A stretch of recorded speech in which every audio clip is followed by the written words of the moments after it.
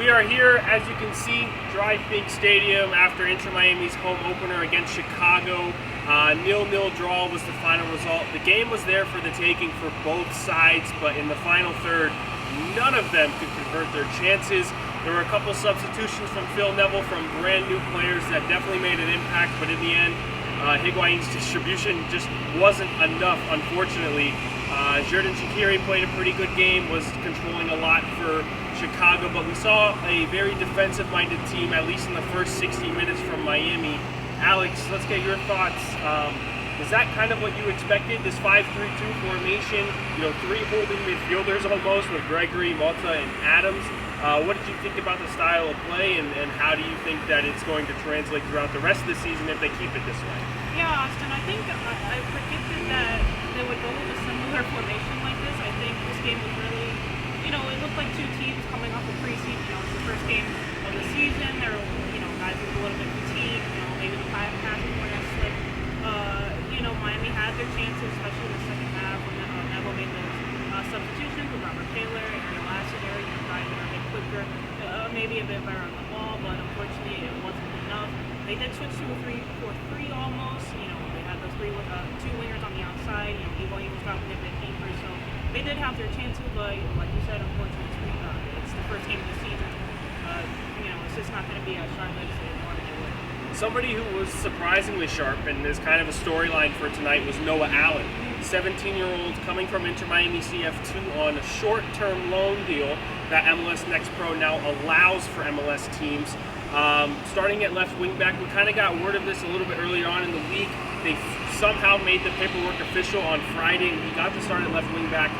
As much of a big occasion as this was, Noah Allen seemed up to the task. I thought that he played pretty well, even going forward. There were a couple of defensive things that, I guess you would expect from a 17-year-old defender. However, if he polishes up his game, I think this guy is a prospect that people should really look out for, not only at the MLS level, but maybe above that, especially on the U.S. men's national team level. That's another thing that you need to look at. He's a U20 product. He has played for the youth national team with the United States.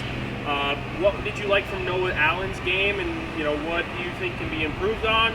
Did you expect this good of a game from him? We know he played in the Carolina Challenge Cup for 3 games, but on an MLS stage, it's a little different, right? So how do you think he fared? I think Noah Allen did great. I think he just came out of his press conference. He said he was a bit nervous, and he maybe should have played a bit better, but from our perspective in the press box, I thought he had a really solid game for a 17-year-old. He didn't look phased at all. Looking at the Carolina Challenge Cup, he played, I believe he played in all 3 games, so that experience for him definitely helped in the game. And he was honestly one of the better players out here tonight. I think, he has a bright future ahead, and you mentioned the U.S. men's national team. Maybe in 2026, if he continues this form, maybe he can sneak into that World Cup squad in 4 years' time, I believe. So, yeah, Noah Allen, he's a homegrown product from Pembroke Pines, and it was just a momentous occasion for him to get that standing ovation at the end when he came off. It was just a gorgeous moment, and it was really nice to see that. Yeah, Phil Neville said that the club was proud, his family should be proud, he was proud, his teammates were proud, and that was something really cool to see. Something that Inter Miami is providing for a lot of young players, and they're going to continue to provide as they build through the academy. But overall, takeaways from this game are Miami are going to be a lot more defensive than fans may want, I think. I think that that's something that they're going to realize, unless you look at two guys like Robert Taylor and Ariel Lassiter, who came on and changed the game, and they got out on the forefront. Those are two guys that, I guess with Robert Taylor, he said it's still a fitness thing. He didn't get much training.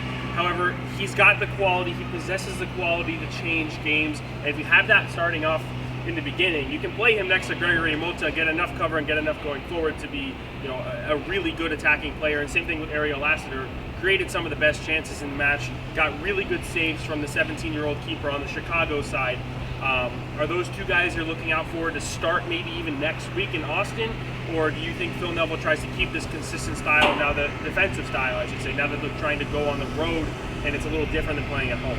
Yeah, especially since Austin, they won 5-0 tonight, although they did play FC Cincinnati, and they're not the best team. I think with guys like Robert Taylor and Ariel Lassiter, I do think it's maybe a fitness issue. I think Robert Taylor, I've written about him, I've tweeted about him so many times. He's a Finland national team player. I don't know why his signing went so under the radar for for, all, some of these national writers and whatnot. I was very perplexed by that, but, he showed his quality. He came on, I believe, what is this, 70th, 60th minute. He immediately, he was making an impact defensively. He was sound offensively. You see, he's the type of player that, he will drive at defenses. Yes. And the ball pretty much sticks to his feet. He's technically that good of a player. So, will he start? I don't know. We heard Phil Neville during his press conference talk about fitness and how he's not probably going to kill him after this. But hopefully I would be willing to see him start. But, if he can't go full 90, definitely him coming off the bench.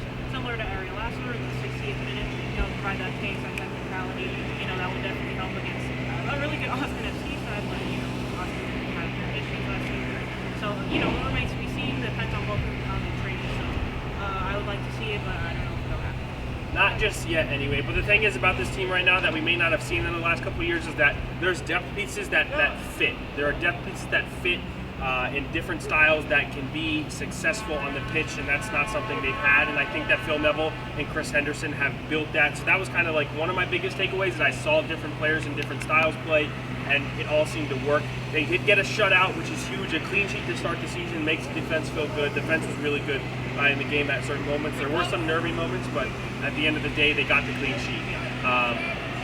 0-0. That's the final result. Inter Miami, Chicago. They go to take on Austin. We'll be covering it for 5 Reasons Sports later on. For Alex Windley, I'm Austin Robillard. We will see you guys next week.